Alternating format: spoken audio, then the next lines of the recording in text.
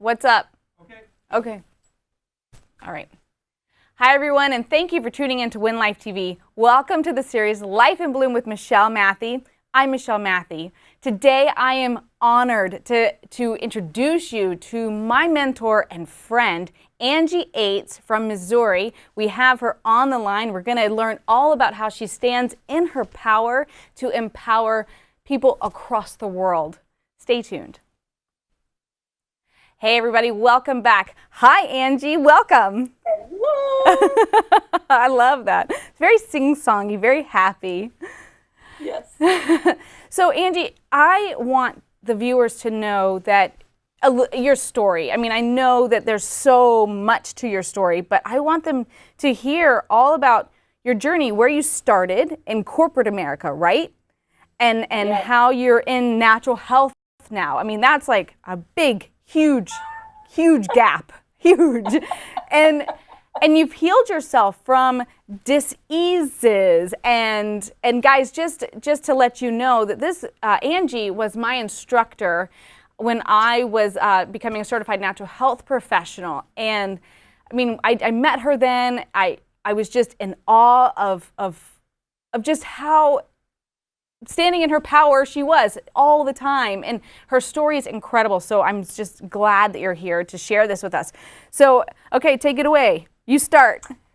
Okay. All right. Well, hello to all the viewers. I am blessed and humbled to be here as well. I am Angie Ates. I am a board certified naturopath doctor. I am a certified natural health professional and a whole bunch more alphabet soup. If anyone's interested, angieates.com. But really, it's all about you. So I will tell you a little bit about my story. We all have a story, and part of the story is acknowledging and honoring the fact that we have a story.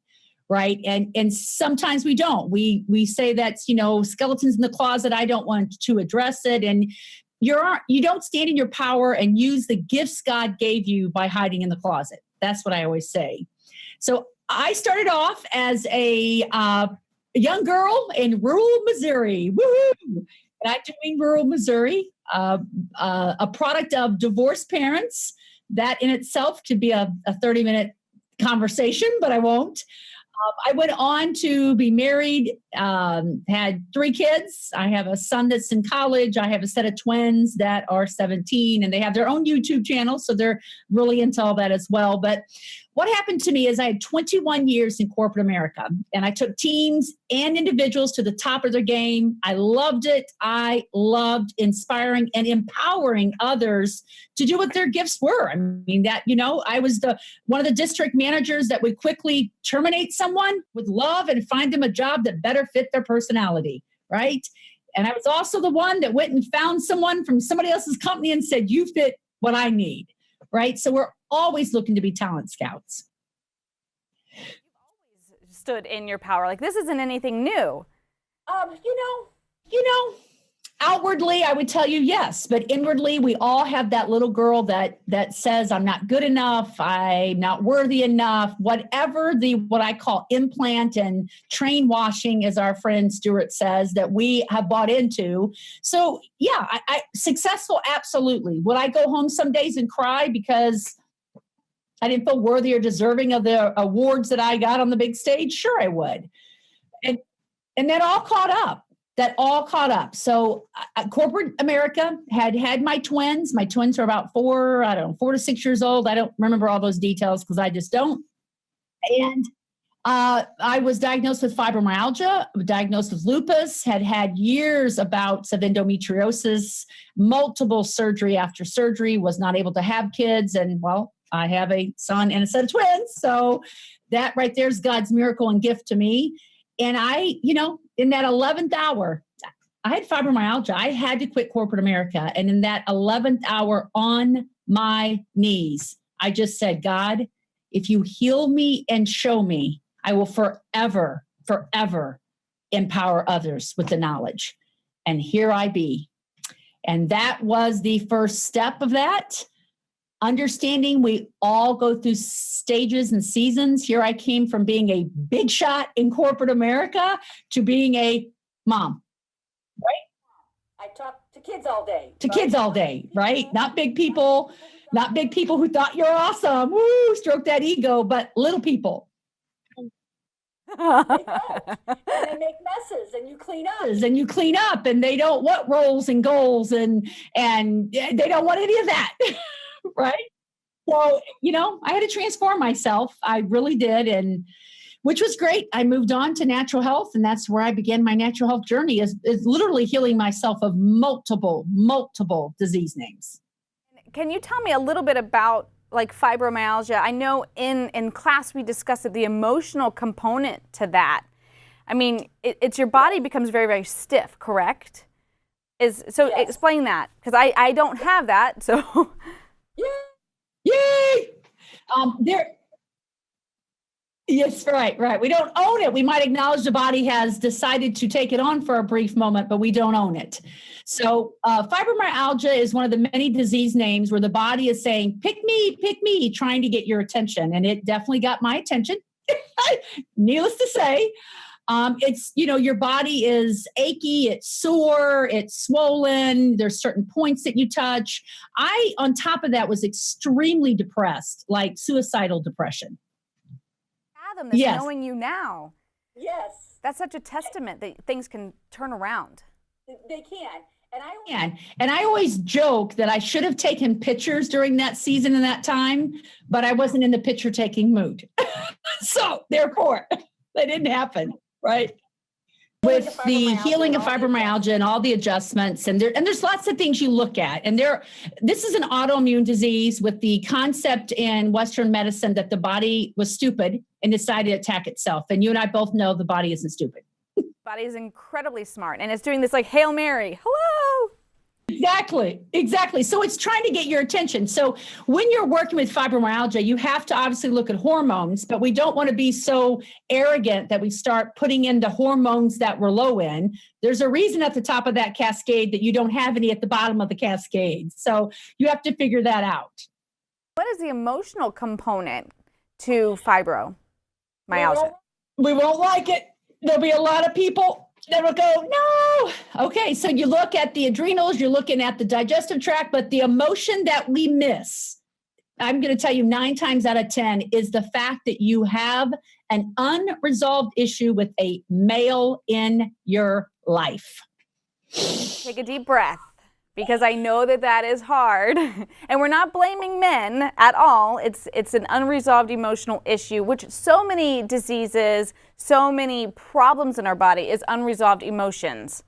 But you're saying specifically fibromyalgia is an unresolved emotional issue with a man.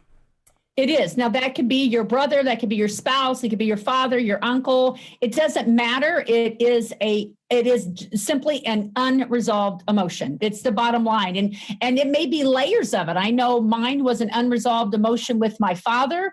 Then it was an unresolved emotion with my spouse or my former spouse. And the list goes on. So until you learn to release that through multiple methods of releasing emotions and honor that and acknowledge the fact that the body's trying to get your attention with any disease name, specifically fibro, you'll never heal yourself until we're multifaceted, until you address it all. Is incredible.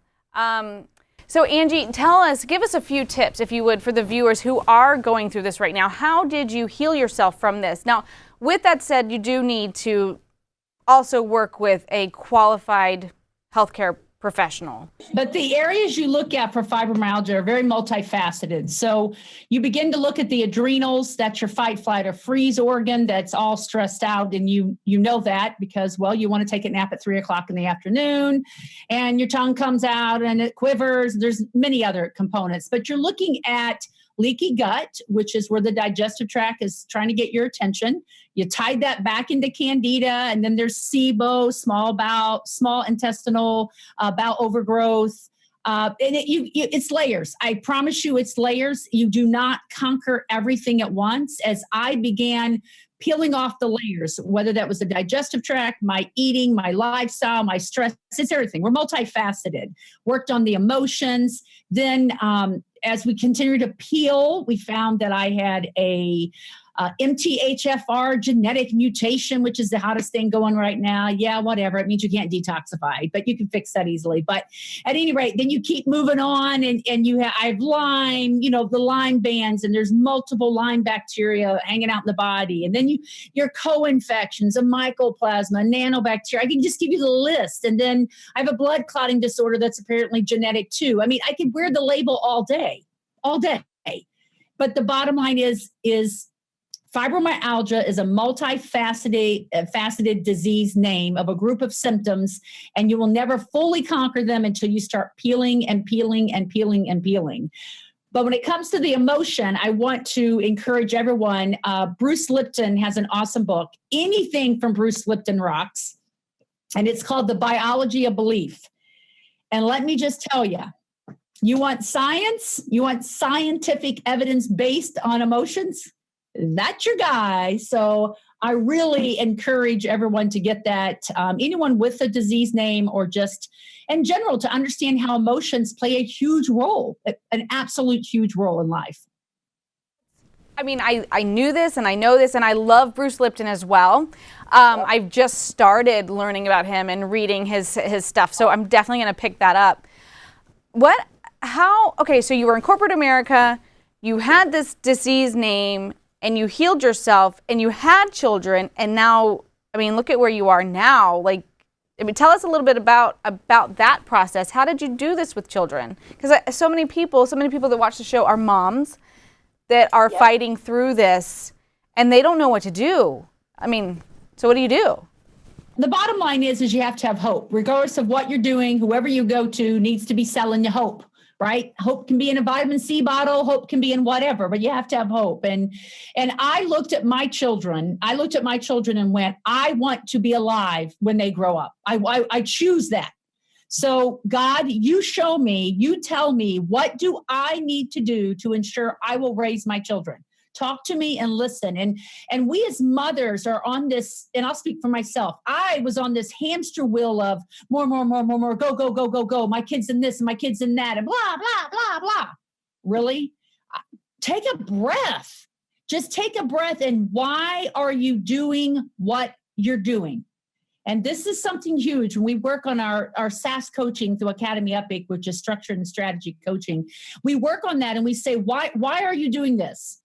It goes back to the story of the ham. And I'm sure everyone watching this has heard it, but I'll give the little recap of the kid was cutting the ham, newlywed, right? Cuts the ham before she puts in the oven to bake and gets it out. Husband says, why do you do that? I don't know. My mom does that. We call grandma, mom, why do you do that? Well, I don't know, my mom. And you go like 2 and 3 and 4 generations to find out that the ham cut because the pan was too small, right?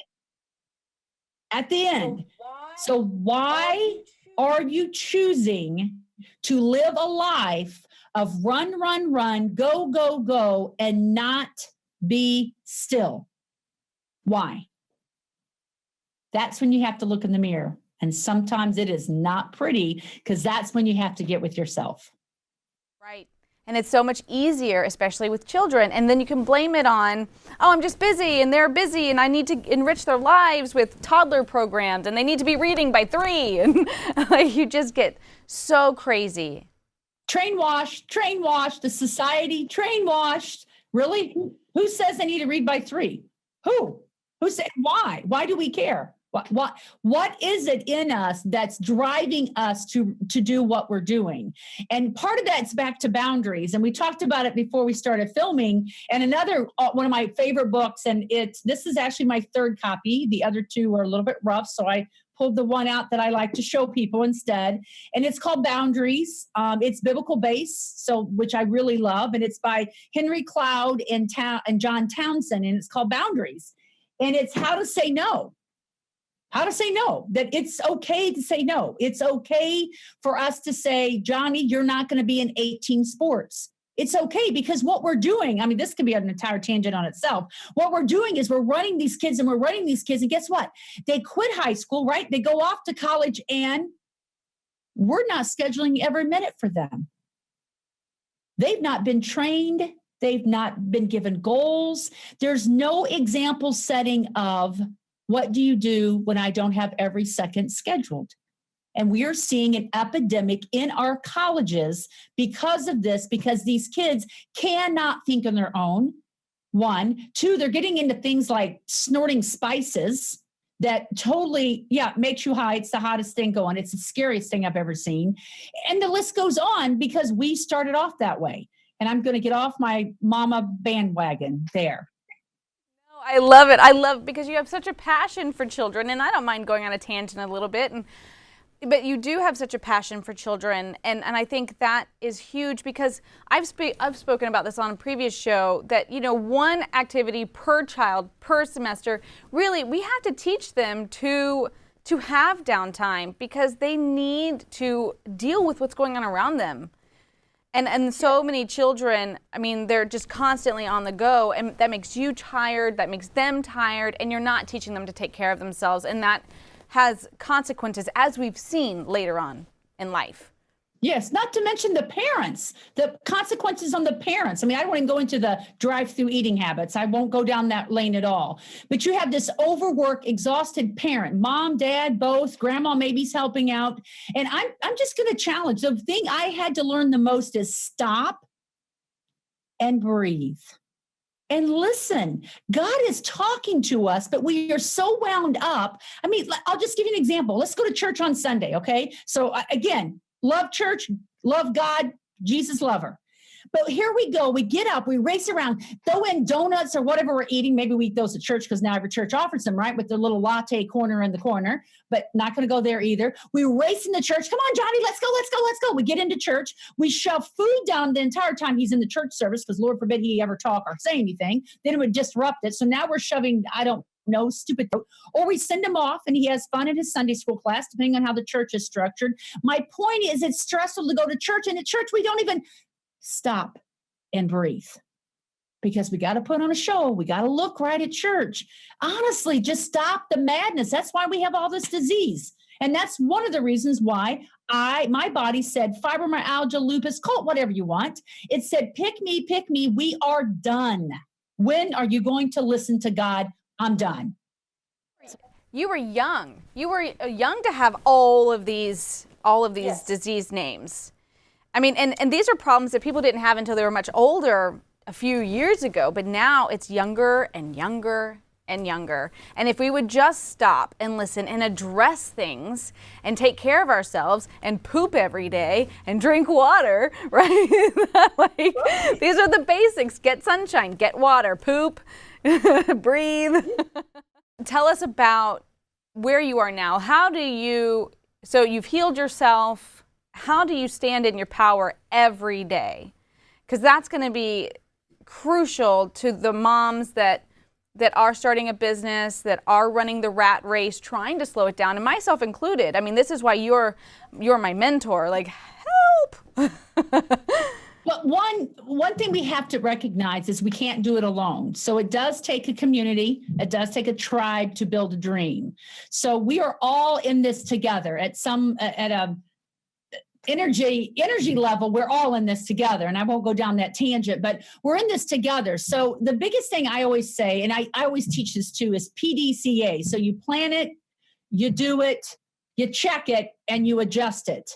And one of the components in humans, because I am one, is that we look at that and then we feel bad, guilty, whatever the word is, that we have to adjust it because it didn't go as planned. Well, hello, sunshine. It's not going to go as planned, I promise you. So what is the lesson to learn out of that? And why are you resisting acknowledging and honoring the plan, do, check, and adjust, right? So, and then the other thing I always do is why? Why am I doing this? Why? Get deep. And it goes back to, and we do this in our SAS coaching, is we ask the basic NLP question, right? NLP is neuro-linguist programming, right? NLP question.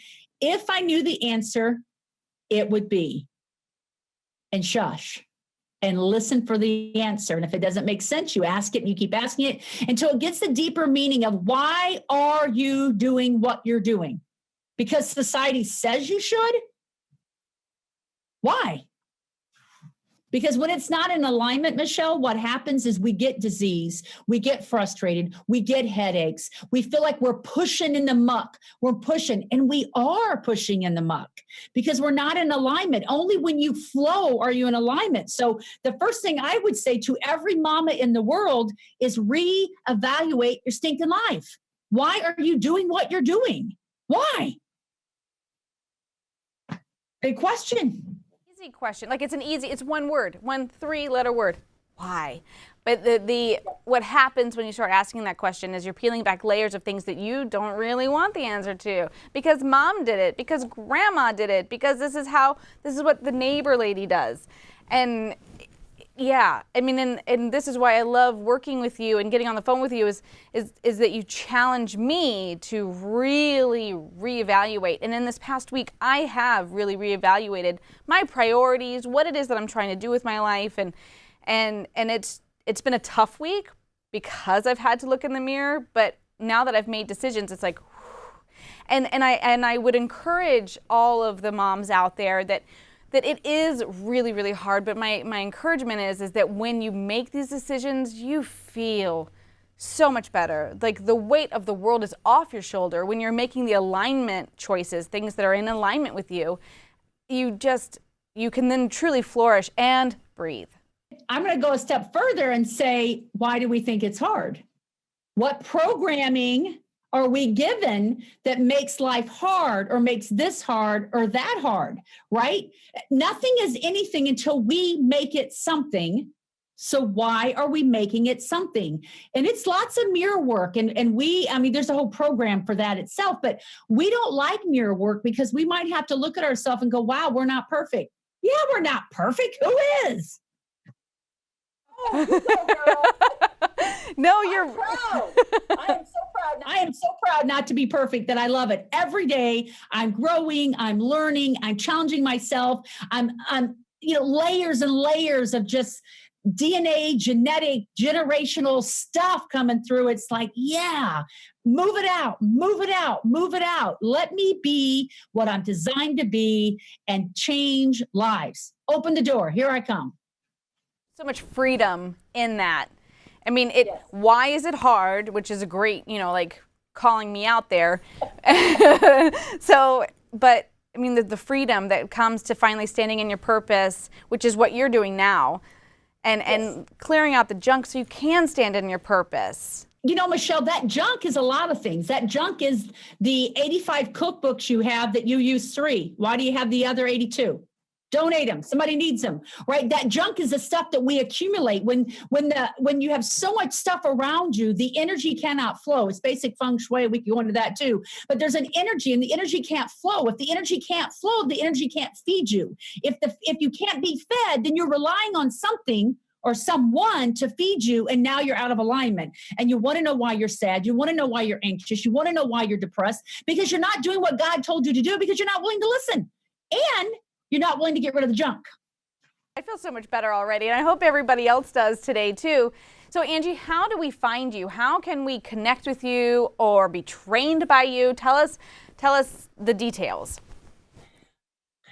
Well, you can find me in a couple places. AngieYates.com, that is a website. Also, AcademyEpic.com, that's my online platform. We do live events. SAS coaching is about to be popped up there. That's our structure and strategy coaching, right? A little SAS. And it's all about personal growth, because you can get coached, as you know, and you can get training. But if you don't get out of your way, it doesn't matter. You're never going to get on the train anyway. So we offer that. But AcademyEpic.com is the main website. And then, of course, my own personal one that has links to my email. And I have Facebook, Angie Yates, of course. Dr. Angie Yates, because the other one was taken. So Dr. Angie Yates. And Academy Epic, we have a Facebook page there as well. And we have YouTube. So you can find us in all those avenues. Guys, I challenge you to take notes to this episode. In this episode, I challenge you to implement what you've learned here with Angie today, because she has lived it, she's been through it, and she knows what she's talking about. And that's what's most important when you're seeking advice from people that know what they're talking about because they've done it. On Facebook and Instagram at Michelle Matthey, and I'll see everyone soon. Take care.